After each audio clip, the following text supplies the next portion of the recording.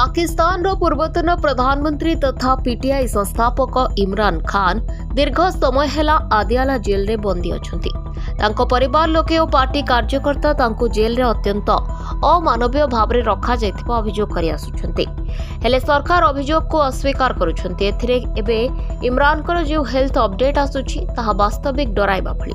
निकटरे जारी होइतिबा एक रिपोर्ट रो जडा पड़िछि जे इमरान खान डाहाण आखिर ज्योति हराइछंती।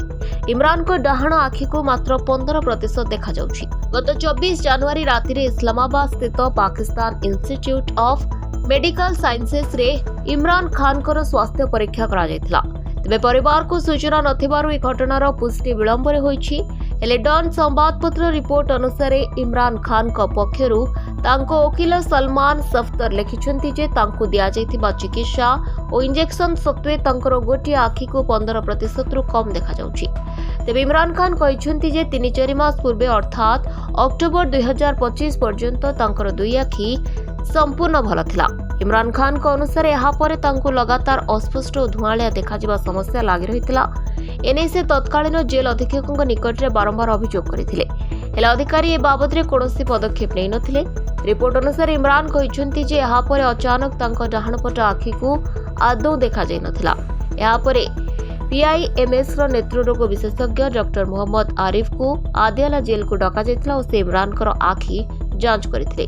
तेबे डाक्टर को जांच जणा पड़िथिला जे इमरान को डाहाण आखिरे रक्त जमाट बांधी जाइछि।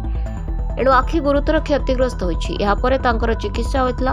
तेबे चिकित्सा सत्वे तांको डाहाण आखि को मात्र 15% ही देखा जाउछि।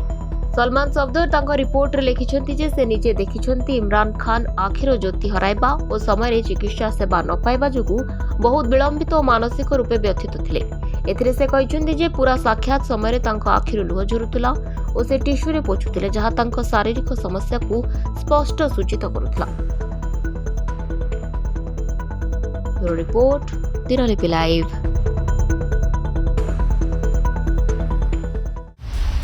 दिनलिपि लाइव को एबे ही लाइक शेयर सब्सक्राइब करंतु।